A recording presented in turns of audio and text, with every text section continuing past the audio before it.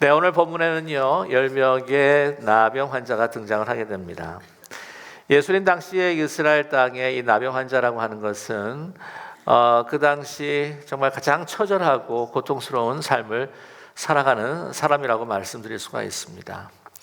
아마 많은 분들이 또한 많은 사람들이 고통스럽고 힘들고 어려운 삶을 또한 살아갈 때에 정말 이 나병 환자들만큼 어렵고 처절한 인생을 살아가는 사람이 있을까 하는 생각을 들게 합니다.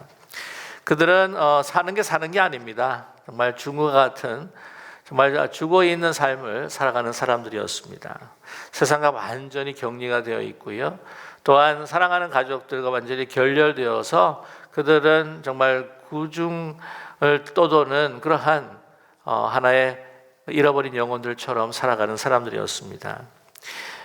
그 사람들은 이제 나와서 활동을 할 때도요, 제약이 많았습니다. 그래서 사람들 사이에 있을 때도 사람들과는 멀리 떨어져서 이제 행동을 하고 걸어 다녔고요.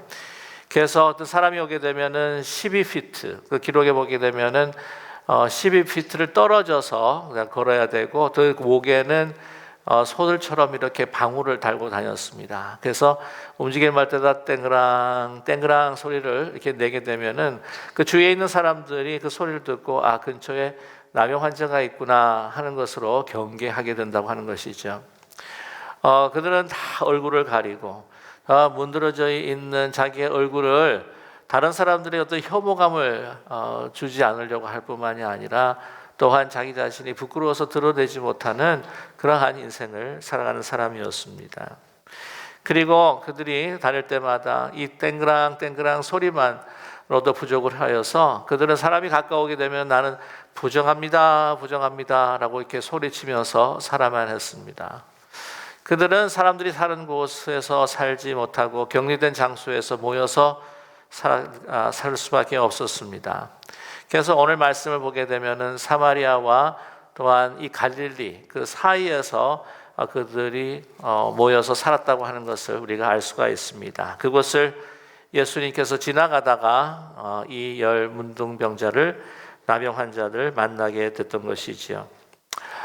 그들이 더 고통스러운 것은 이 질병뿐만이 아니라 그들은 영원히 하나님에게 저주받은 인생일 수밖에 없다라고 하는 절망 속에서 살아가고 있습니다. 그러나 오늘 말씀을 보게 되면은요, 놀라운 기적이 그들의 삶에서 일어납니다. 기대하지 못했던 정말 그 하나님의 그 은총, 그 예수 그리스도를 통해서 그들은 체험하게 된다고 하는 것이죠. 그들은 예수님께서 오신다고 하는 소식을 들었던 것 같습니다. 그래서 이 지나가는 예수님을 이제 바라보면서 가까이는 할 수가 없고 오늘 말씀을 보게 되면은 정말 멀리 서서 그 예수님에게 부르짖습니다. 자비를 요구합니다. 소리 높여 이릅니다.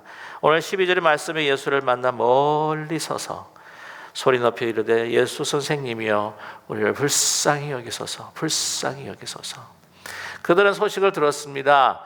병들고 또한 격리되어 있는 그 사람들, 고통 가운데 있는 사람들을 사랑하셔서 그 병자들을 고치시고 치유하시고 하시는 그러한 예수님의 그 사역의 소식을 듣고 예수님이 어떤 분이라고 하는 이야기를 들으면서 예수님을 간절히 고대하고 기다렸을 것입니다. 예수님에게 정말 그들의 목소리를 다하여서 우리를 불쌍히 여기시고 자비를 베풀어 주십시오.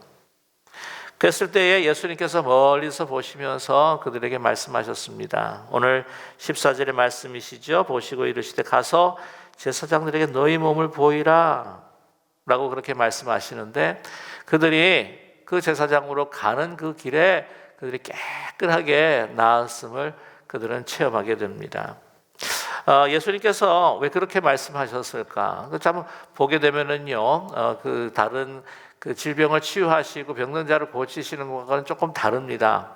그래서 안수하시고 또한 그들에게도 가까이서 명령하시고 터치하시는 그런 모습이 전혀 나타나지가 않습니다. 멀리서 그들이 부르짖었을 때에 그들의 간절함과 애타는 그 목소리, 그것만으로도 예수님의 마음에 정말 긍휼을 느끼시고 감동이 되어서 그 우리를 창조하시고 이 만물을 창조하시는 그 음성을 그들에게 들려주심으로 이 치유를 시작하셨다고 하는 것이죠.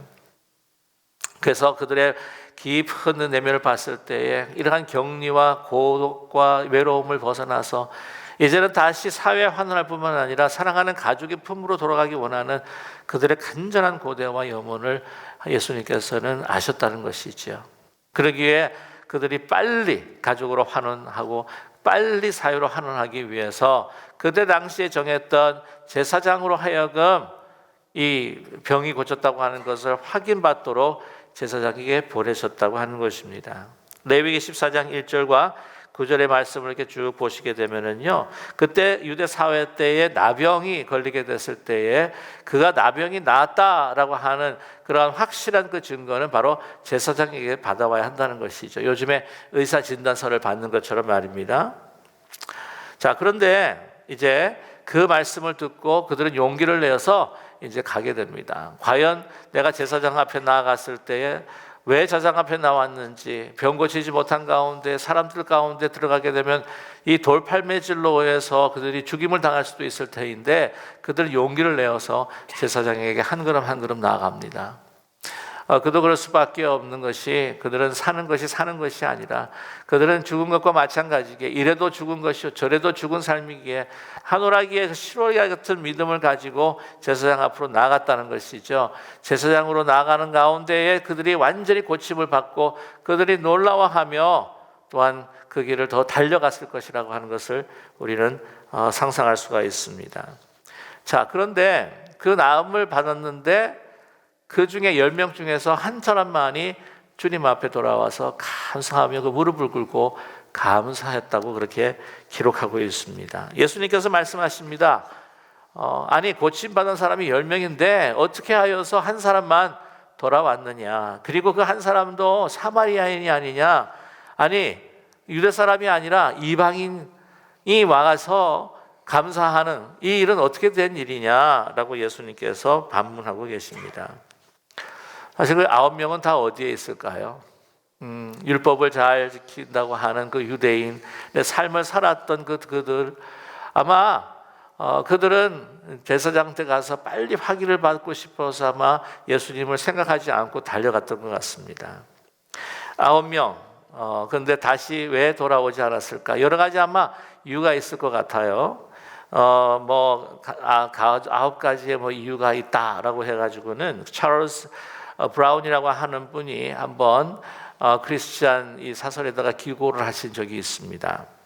그래서 여러 가지가 있는데 다 소개해 드릴 수는 없고요. 제가 가장 눈에 띄는 것만 여러분께 좀 말씀을 드리면, 먼저 내가 정말 나은 걸까?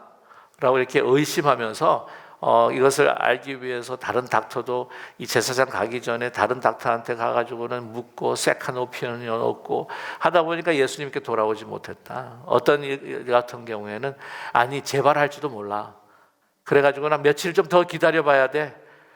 그래가지고는 좀 더 기다리다가 예수님께 못 오시는 사람도 있고, 어떤 사람은 또 그렇습니다. 차차 나중에 예수님을 만나서 고맙다고 이야기하면 되지. 지금 가야 할 길, 제사장에 확인받아야 갈 길이 너무나 바쁜데 내가 이럴 시간이 없어 라고 그랬던 사람이 있는가 하면, 아니 우리 다 10명 나왔는데 내가 감사하지 않아도 다른 사람이 감사하겠지.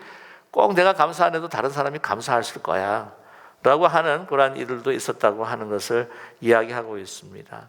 어떤 일을 이야기하기를 내가 본래 나병이 아니라 다른 피부병이었는데 내가 나병인 줄 알았어. 아마 그것이 나았을 거야 라고 그렇게 이야기하는 일도 있지 않았을까 라고 그렇게 그 찰스 브라운이라고 하는 분은 이야기합니다. 저는 그렇게 생각을 합니다. 이런 이유들보다도 더 분명한 이유는 빨리 제사장에 가서 자기의 정결 의식을 다 치르고 난 다음에 또한 그 가정에 어떻게 하면 빨리 돌아가서 정말 아이들을 보고 또한 우리 가족들을 이제 보고 아내를 보고 또한 이 부모님들을 갖다가 뵙는 것이 얼마나 마음에 그렇게 간절했을까. 그래서 빨리 돌아가고 싶은 마음, 그것만 그 마음에 가지고 있었을 것이다 하는 생각을 갖게 됩니다. 내가 없는 동안에 아이들은 잘 컸을까? 우리 아내는 어떻게 되어 있을까? 혹시 재혼이나 하지 않았을까? 내가 두고 온 그 밭들은 다 어떻게 되었을까? 부모님은 그때도 나이들이 많으셨는데 어떻게 되셨을까? 그런 것이 너무나 알고 싶었을 거지 않겠습니까? 빨리 내가 지금 회복했다고 하는 것을 도장 쾅쾅 하고 이렇게 제사장한테 받고 와야 되는데, 그러기에는요 준비가 너무 많이 필요한 거예요. 정결의식에 필요한 것들을 갖다가 빨리 지금 구입을 해야 합니다.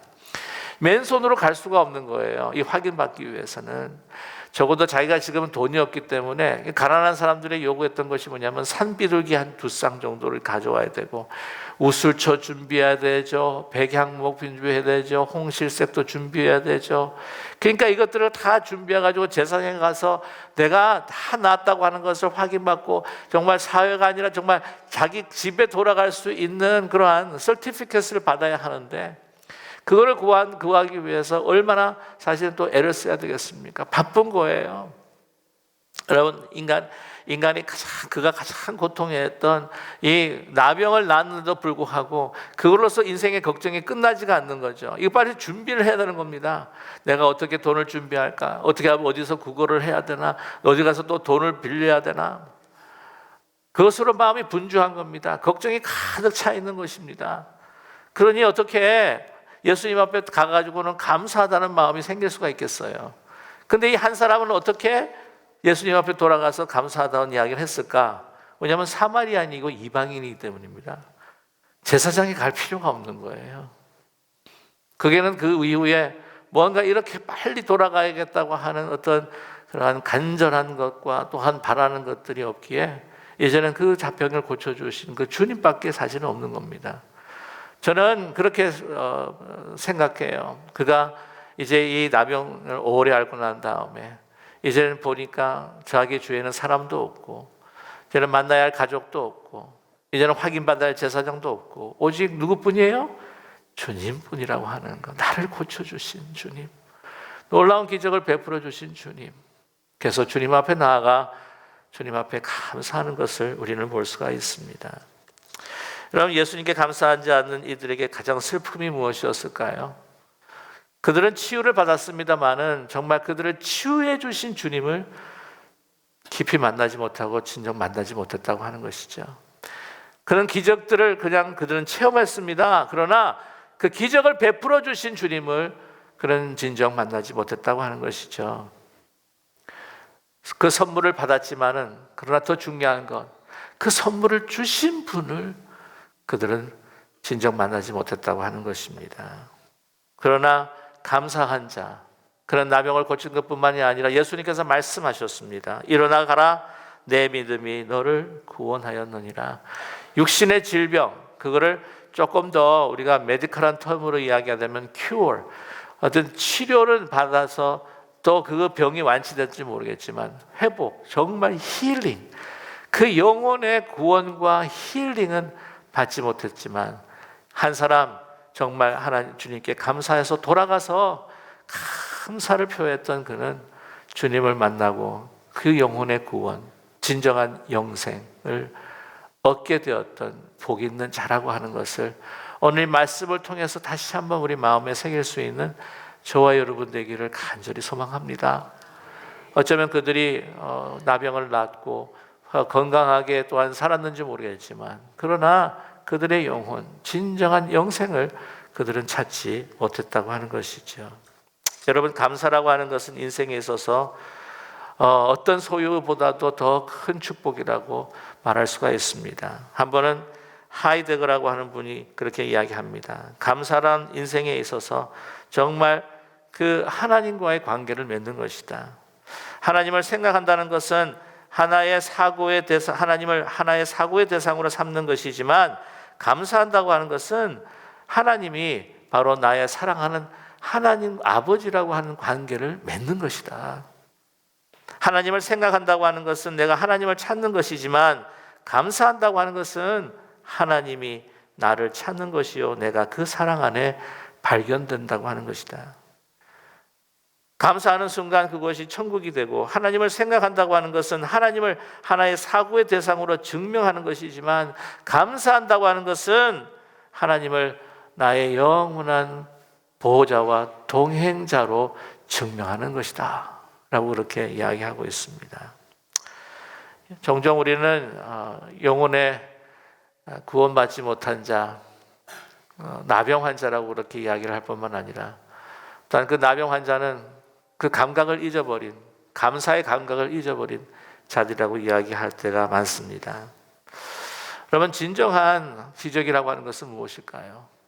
치유받은 그 기적으로 인해서 그것으로 정말 놀랄만한 그러한 경험을 하는 것, 그것이 기적일 수도 있겠지만, 그러나 감사하지 못하고 하나님을 알지 못하고 하나님을 사랑하지 못하고 진정한 생명을 알지 못하는 그 마음이 이제는 그 은혜로 인하여 하나님 앞에 감사하는 마음으로 바뀌어지는 것, 그것이 참된 기적이 아니겠습니까?